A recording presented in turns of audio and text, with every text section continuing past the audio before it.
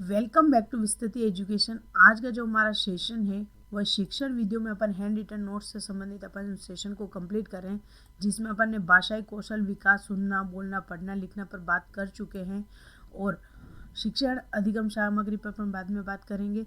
आज भाषा के लिए अपन हिंदी भाषा में शिक्षण चुनौतियाँ और शिक्षण से संबंधित अपनी क्या है एक पाठ्य पुस्तक है, इन दोनों के बारे में आज अपन चर्चा करने वाले हैं। मुख्यतः जो आज अपन बात करेंगे वह पाठ्य पुस्तक और हिंदी भाषा शिक्षण में क्या क्या चुनौतियाँ आती है। यहाँ से भी निश्चित तौर पे 1 नंबर का क्वेश्चन आपके एग्जाम में देखने को मिलेगा। तो अपन शुरुआत करते हैं आज के हमारे इस दोनों टॉपिक को लेकर, जहाँ पर अपना ये दोनों अपना क्लियर हो जाएगा। तो शुरुआत करते हैं। सबसे पहले बात करें पाठ्य पुस्तक क्या है। तो पाठ्य पुस्तकों के बारे में अपन चर्चा करें उससे पहले आपको ध्यान में रखना है जो पाठ्य पुस्तक है, पाठ्य पुस्तक क्या है, इससे संबंधित डायरेक्टली क्वेश्चन वैसे बनता बिल्कुल कम है, लेकिन अपन को सिलेबस को पूरा कंप्लीट करना है। यानी कि अगर एग्जामिनर बना भी दे तो अपने को उसका संबंधित आइडिया होना चाहिए किस प्रकार के। पहले अगर प्रश्न भी पूछा है तो अपन देखते हैं, एक वैज्ञानिक है, उनके नाम से पाठ्य पुस्तक का ये पूछा गया है कि पाठ्य पुस्तक प्राय अप्रौढ़ बालकों के लिए लिखी जाती है।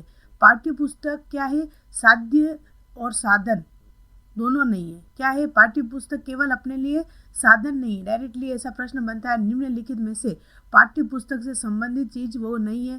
तो आपको ध्यान में रखना है पाठ्य पुस्तक क्या है, केवल एक साधन मात्र है। क्या है, साधन मात्र है।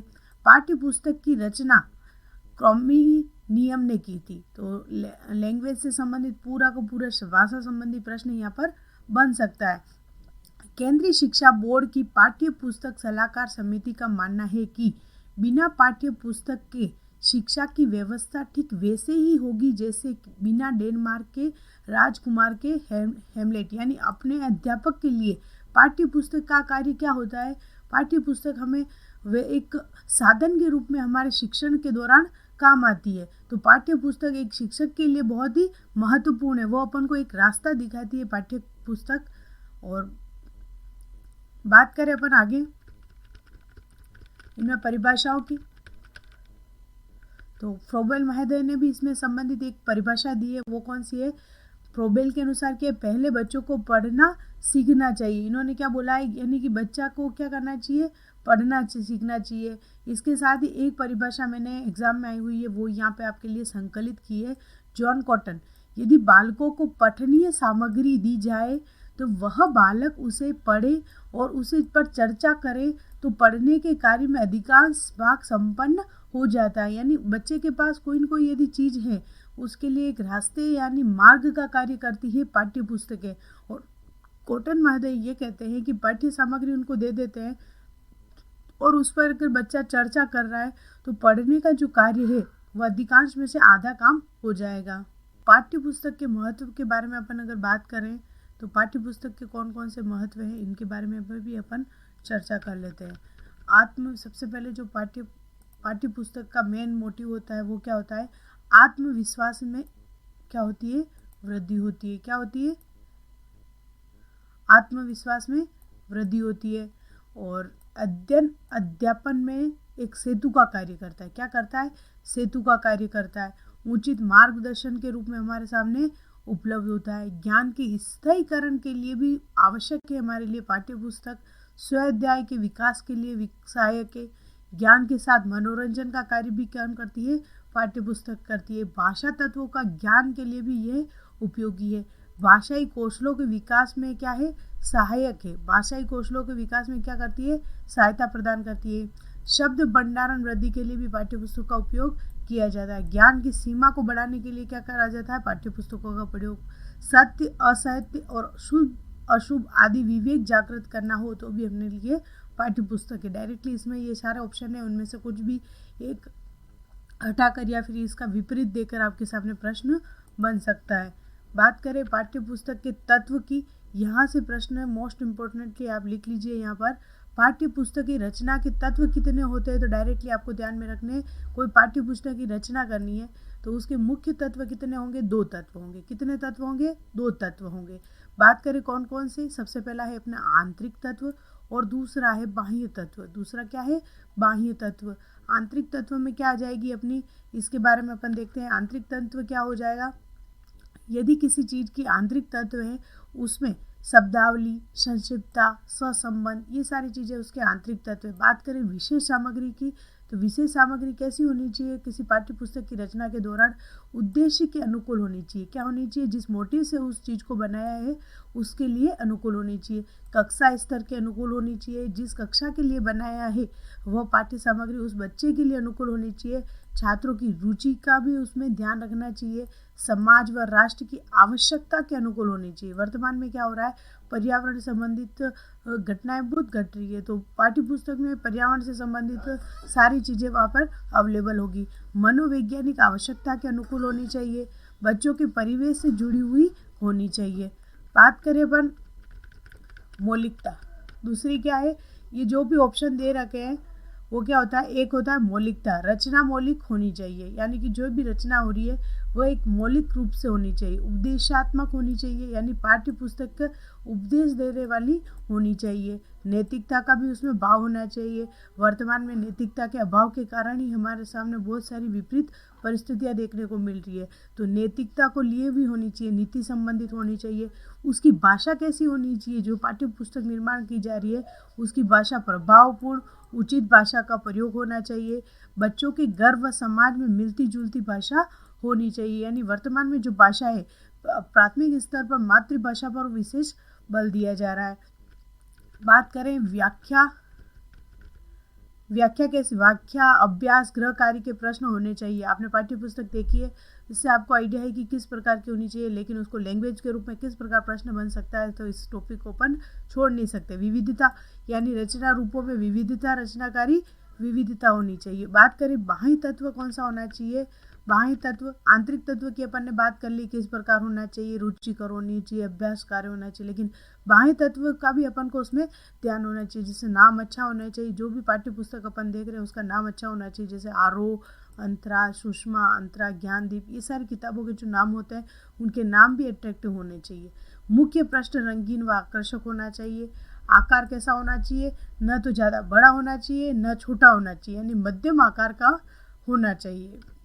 बात करें मुद्रण की, यानी कि छपाई कैसी होनी है? जितनी छोटी कक्षा उतने बड़े फ्रंट होने चाहिए। आपने बुक देखी होगी छोटे बच्चों की, उसमें बड़े बड़े अक्षर लिखे होते हैं। सामान्य पाठ्य पुस्तक के लिए 12 फ्रंट वाली किताब का प्रयोग में ली जानी चाहिए।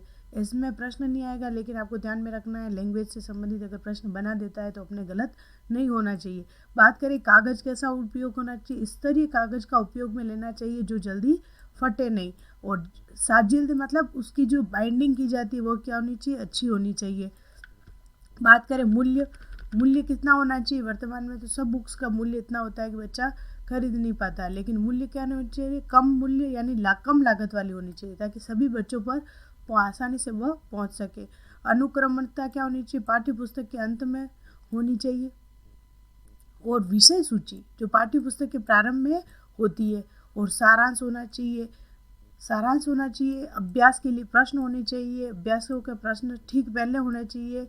ये सारी चीज़ें के पाठ की पुनरावृत्ति करने के लिए भी उसमें कुछ चीज़ें होनी चाहिए। बात करें, अपन ने पाठ्य पुस्तक की बात कर ली है, अब अपन हिंदी भाषा में शिक्षण चुनौतियों का भी टॉपिक, क्योंकि छोटे हैं दोनों टॉपिक एक साथ ही इसमें अपन कंप्लीट कर लेते हैं, ताकि नेक्स्ट जो वीडियो हो जाएगा अपना शिक्षण सहायक सामग्री से हो जाएगा, वो पूरा लेंथी है, तो इसमें अपन दोनों देख लेते हैं।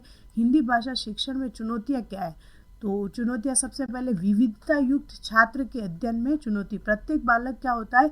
अलग अलग योग्यताओं के साथ हमारे सामने आता है, तो एक टीचर के सामने क्या चुनौती हो जाएगी? सारी विविधता युक्त छात्रों के अध्ययन की चुनौती है, यानी कोई बच्चा प्रतिभाशाली है, सामान्य बालक है, मंद बुद्धि बालक है, उनको एक साथ पढ़ाना है क्या हमारे लिए एक चैलेंजेबल हो जाता है, कठिन कार्य होता है।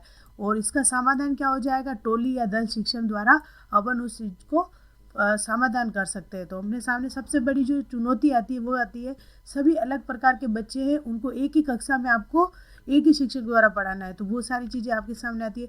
फिर आती है रुचि संबंधी चुनौतियाँ। प्रत्येक विद्यार्थी भिन्न रुचि वाला होता है, एक भी बच्चा सेम रुचि नहीं होती, सबकी अलग होती है। कोई कहानी सुनना पसंद कर रहा है, कोई कविता, कोई गद्य, पद्य, और कोई व्याकरण पढ़ना चाहता है, तो इन सबको एक साथ समावेशी गुण के द्वारा अपन को उसको समझाना होता है। तो सबकी रुचि अलग है विद्यार्थियों की, तो उनको किस प्रकार पढ़ाना है जिसमें किसी का भी नुकसान ना हो और बेहतर अपना बेस्ट प्रदर्शन अपन कर पाए, तो वो होता है रुचि संबंधी चुनौतियाँ। बात करें संतुष्टि का अभाव, प्रत्येक विद्यार्थी शिक्षण द्वारा क्या होता है, संतुष्ट नहीं होता है, तो उसके लिए भी अपने लिए एक चुनौती हो जाती है। वातावरण संबंधी चुनौती यानी उचित वातावरण या अभाव, जैसे वर्तमान में अपन देखें अधिकतर कक्षा रूम में जैसे ही बारिश का मौसम आता है और छत टपकने लग जाती है, यानी वातावरण आपके बिल्कुल अनुकूल नहीं है। आपके सामने एक चुनौती आती है कि आप किस प्रकार इसी व्यवस्थाओं में चुनौतियों में अपने शिक्षण कार्य को करते हो, तो ये भी अपने वातावरण संबंधी चुनौतियाँ हैं। उच्चारण संबंधी चुनौतियाँ, सबसे मोस्ट इम्पोर्टेंट यहाँ से प्रश्न आता है, उच्चारण संबंधी चुनौतियाँ कौन सी आती है। सबसे पहले बात करें क्षेत्रीय प्रभाव की, अलग अलग क्षेत्रों में विद्यार्थी एक ही वर्ण एक ही शब्द को अलग अलग उच्चारण करता है। जैसे कि अपन देखते हैं स को कहीं पर अपन ह पढ़ता है, च को स पढ़ता है, तो ये क्या हमारे सामने एक उच्चारण संबंधी दूत है। बात करें मुख प्रयत्न लाघव, यानी बड़े वाक्यों को सुविधापूर्वक बोलने हेतु वाक्यों को छोटा कर दिया जाता है। जैसे गजसियापुर को गच्चीपुर बोल दिया, किरमसरिया को किरमिया बोल दिया, उसने को उसने बोल दिया। ये क्या होता है, यानी कोई चीज़ सेंटेंस बड़ा है उसको छोटा करने के लिए क्या बोल दिया जाता है, उसमें रूढ़ बन जाता है। तो वो मुख और प्रयत्न लाघव संबंधी क्या होती है, अपने सामने चुनौती होती है। बात करें वर्ण विपर्य, वर्ण विपर्य यानी विद्यार्थियों द्वारा वर्ण बदल कर बोला जाता है। जैसे मतलब को मतलब मतबल, आदमी को आमदी, अमल को अलम, इस प्रकार वर्ण विपर्य यानी वर्ण का चेंज कर देता है बालक, ये भी अपने सामने एक चुनौती। अब इसकी समाधान कैसे करेंगे, तो समाधान के लिए अपने क्या है, अक्षरी खंड विधि का प्रयोग किया जाता है। डायरेक्टली प्रश्न आता है क्षेत्रीय प्रभाव या वर्ण विपर्य को दूर करने के लिए कौन सी विधि का प्रयोग करोगे, अक्षरी खंड विधि। जैसे सरस्वती, सरस्वती, अम्लान, अम्लान, सत्य, यानी खंड बीच में से आप उसको क्या करोगे, तोड़ कर बोर्ड करना सिखाओगे। जैसे सत्य, सत्य, तो रोक कर वो बोल रहा है खंड, विद्यालय, विद्यालय, इस प्रकार अपन उसका समाधान करेंगे। बात करें शुद्ध वर्तनी लेखन संबंधी, तो सशक्तिकरण को, ये लेखन संबंधी बारात को बारात, इनको बार बार अभ्यास कराकर अपन इनको दूर कर सकते हैं, तो ये भी अपने सामने चुनौती होती है। तो विद्यार्थियों को लेखन संबंधी नियमों की जानकारी दी जाए, अन्य विषयों को अध्यापक द्वारा भी शुद्ध वर्तनी का प्रोत्साहन किया जाए। अब बात करें हिंदी भाषा शिक्षण में विधियों संबंधी चुनौती अपने सामने क्या आती है, वैज्ञानिक, मनोवैज्ञानिक, नवीन, सरस, काल केंद्रीय शिक्षण विधियों का अभाव, यानी ये सारी चीज़ें क्या शिक्षण विधियों से संबंधित क्या चुनौतियाँ हैं, एक बेहतर विधि अपने सामने न होना। बात करें छात्रों में विभिन्न विकलांगता संबंधी, यहाँ से 1 नंबर का प्रश्न हर एग्जाम में, कोई भी पेपर उठा कर देख लो, first grade, second grade, third grade, सब में ये पेपर में अपन को प्रश्न मिलता है। बात करें डिसलेक्सिया, डिसलेक्सिया में क्या होगा, पढ़ने संबंधी विकार होगा, और डिस्ग्राफिया लेखन संबंधी, डिसकैल्कुलिया गणित संबंधित, और डिस्प्रेसिया मतलब पठन, लेखन, गणित, तीनों प्रकार की चीज़ों में वो क्या है, अक्षम है। तो ये 4 मोस्ट इंपॉर्टेंट करके आप जहाँ पर भी पढ़े कर रहे हो वहाँ पर आप इन 4 को लिख लो। इसके अलावा भी है जो अपन साइको में देखेंगे।